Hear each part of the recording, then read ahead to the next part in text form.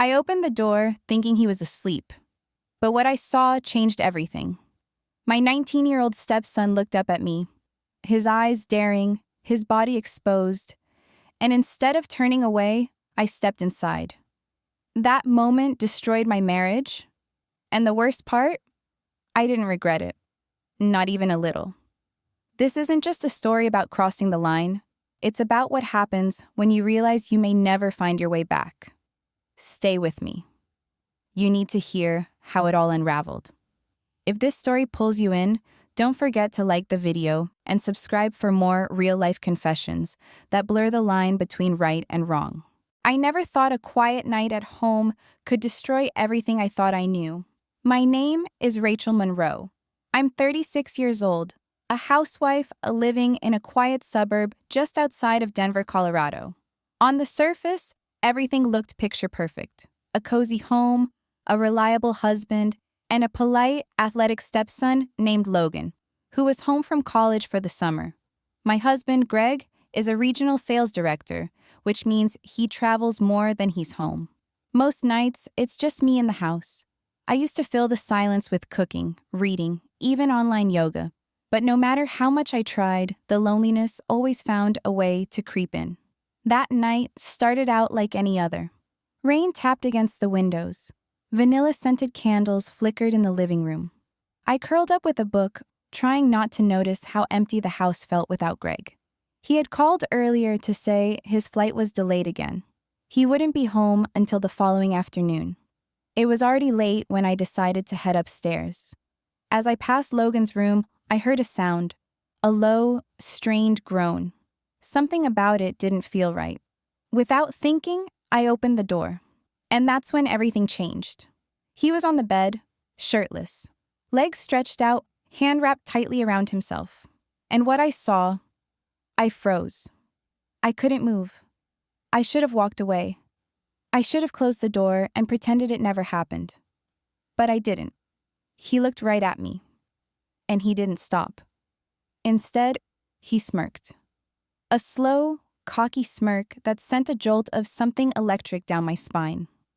I stood there like I was hypnotized. My breath caught, my heart raced, my body reacted in ways I didn't understand. And then I did something I still can't fully explain. I stepped inside. That moment changed everything. I won't go into details right now. Maybe you already know where this is going, or maybe you don't. But what happened that night wasn't just a mistake. It was the start of a secret that would tear my life apart. And the craziest part, I didn't even regret it. At least, not at first. This isn't just another forbidden story.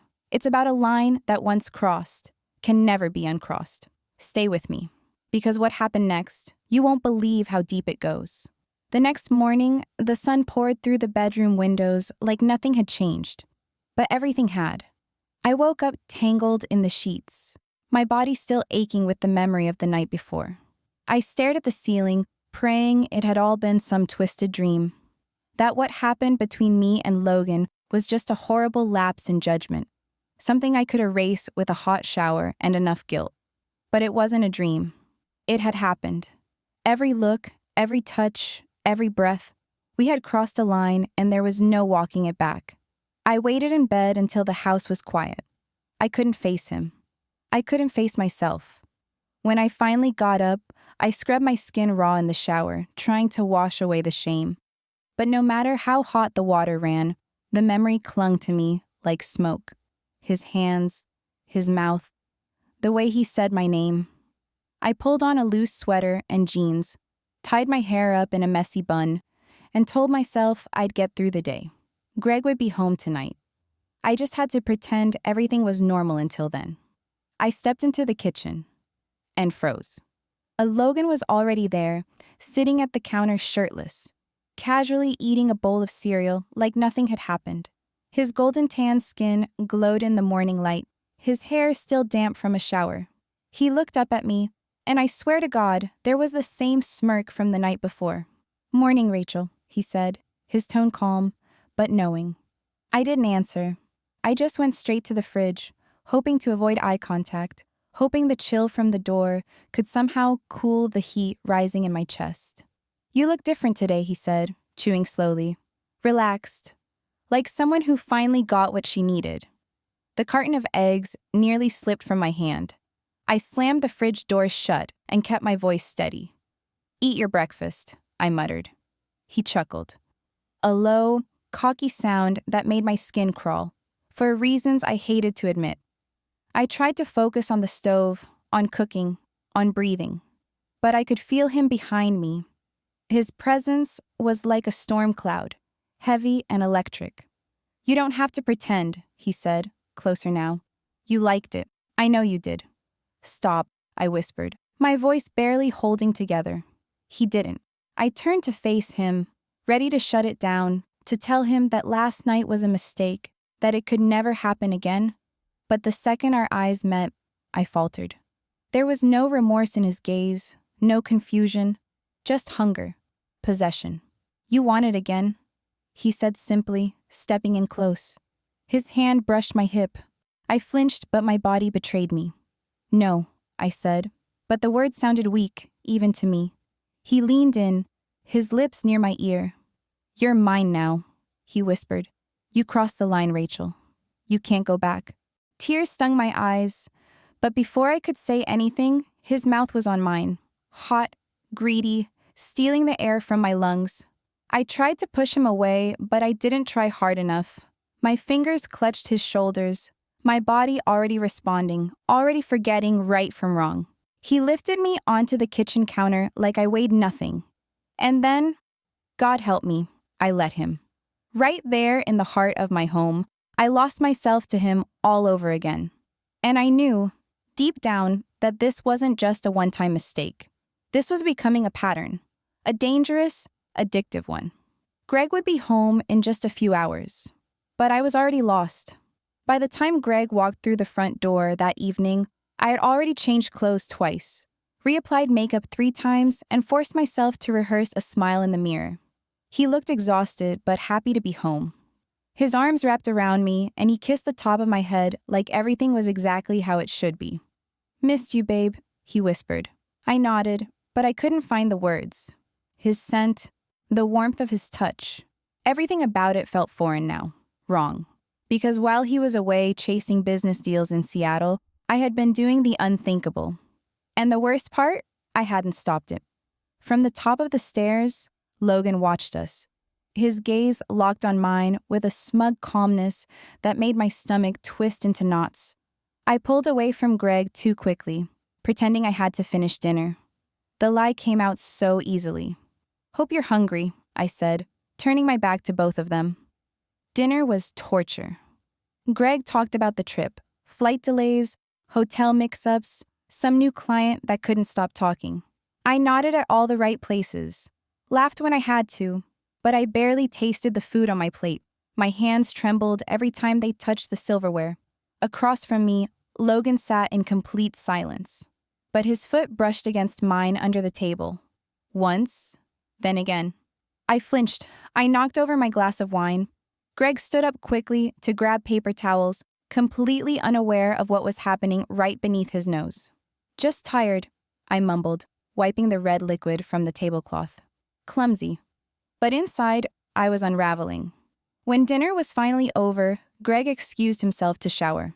As soon as he disappeared up the stairs, Logan cornered me in the hallway. His body blocked my path.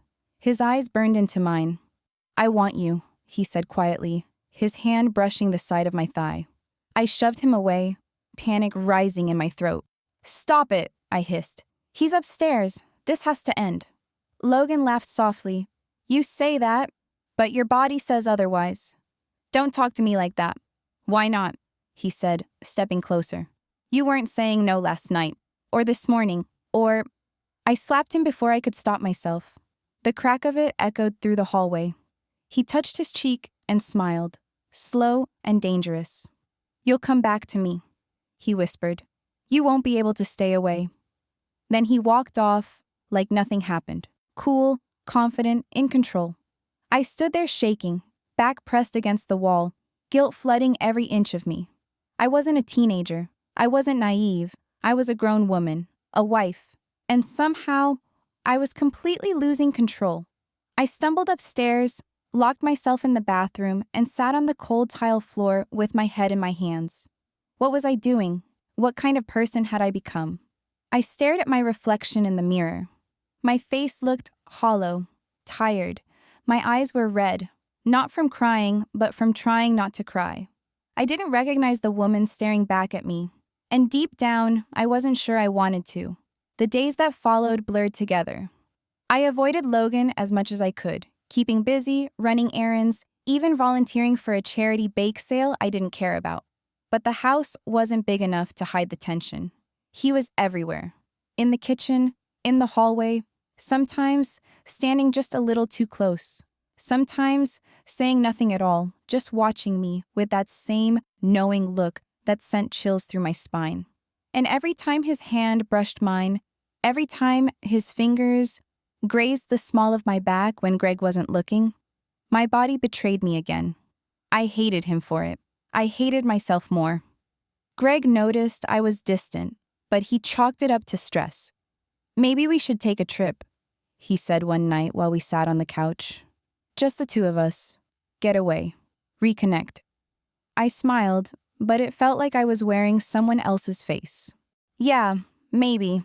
He didn't know I was already connected to something dark, something wrong, something I couldn't shake, no matter how much I wanted to. Then came the night it all came crashing down. Greg had gone out for drinks with a few coworkers.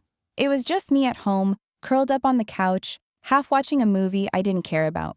I wrapped myself in a blanket, hoping the weight would keep the guilt from crushing me. That's when Logan appeared.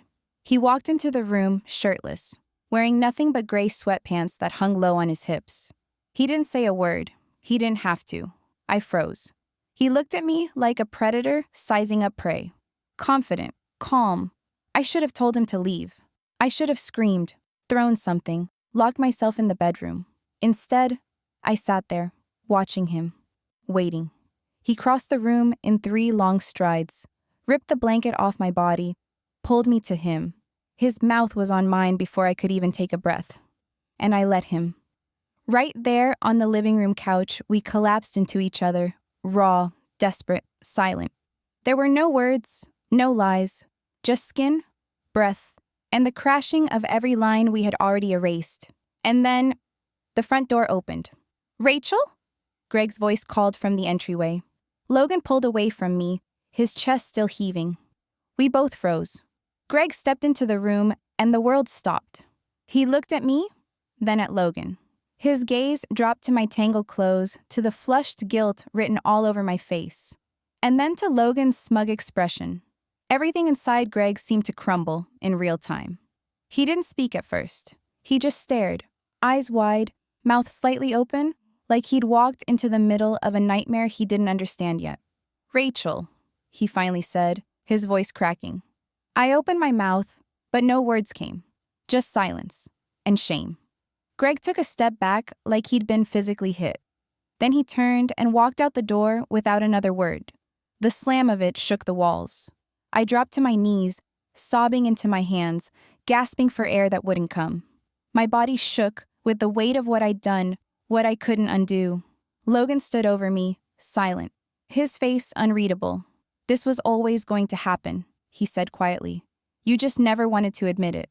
I screamed at him to get out, and this time, he did. I stayed there all night, alone. And when the sun came up, nothing in the world felt real anymore. Greg never came back that night, or the night after. His phone went straight to voicemail. No texts, no calls, nothing. I sat on the edge of our bed, staring at the untouched side of it, thinking of all the ways I could have stopped this, all the ways I should have, but I didn't. And now I was alone, not just physically, but in every way that matters. The house was too quiet, too clean, too still. I couldn't tell if it was grief or guilt that made my chest hurt, but it didn't matter. I deserved it, every bit of it. I avoided Logan as best I could, locked myself in the bedroom, ate in silence, pretended he didn't exist, but he wasn't going to let me forget.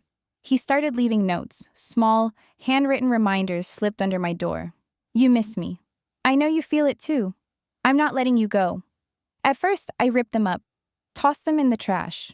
But eventually, I stopped. I kept one. Then another. Then all of them. I hated myself for that.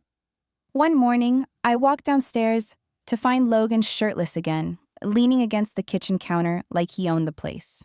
His eyes met mine, and there was no more teasing, no more smirking. Just quiet certainty. "You've been crying," he said. I ignored him. He stepped closer. "Rachel, talk to me."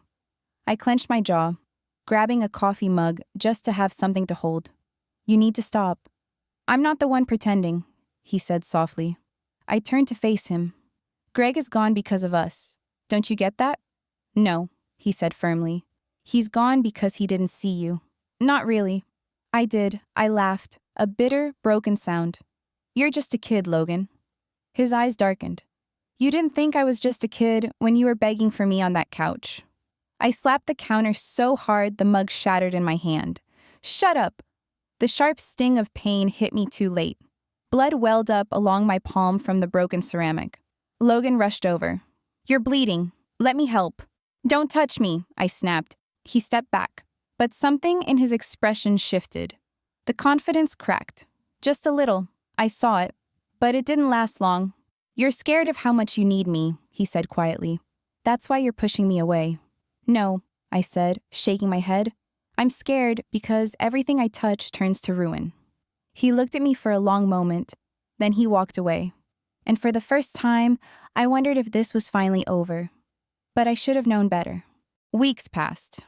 The silence between me and Greg had become permanent. He never came back to the house, never called. His lawyer reached out instead, with papers. Divorce papers. There was no confrontation, no final argument, just a clean, legal severing of what used to be a life together. My signature on the dotted line felt like a confession, a surrender. I had destroyed my marriage, not with a mistake, but with a choice, over and over again. Logan was still there, still in the house, still moving through the halls like nothing had changed, but everything had. I barely looked at him. I didn't speak. I slept in the guest room, avoided the kitchen, left the TV off. The air between us was heavy with everything we weren't saying anymore. He didn't touch me. Not since that morning. But the tension never left. One night, I heard footsteps outside my door. Then the soft sound of a folded paper sliding underneath it. I waited until morning to read it. "We can pretend all you want, but you and I both know this isn't over. You felt something real. So did I. When you're ready to stop lying to yourself, you know where to find me." I stared at the note for a long time, and then I burned it. That day, I packed a bag. I didn't tell Logan I was leaving. I didn't leave a note. I just got in my car and drove until the highway swallowed everything behind me. I found a small rental outside Santa Fe. Quiet. Far enough from everything that no one knew my name. No past, no whispers. Just time. Time to sit with what I'd done. Time to learn how to be alone. Not lonely, not empty, but truly alone. There are days when I still feel him. In a song. In the flicker of candlelight. In the way my body remembers what it shouldn't. But I never went back. I couldn't. Not because I stopped wanting him, but because I finally started wanting myself again. What happened between me and Logan? It didn't just break my marriage. It broke me. And maybe, just maybe, that's the only way I could finally rebuild. From nothing, on my own.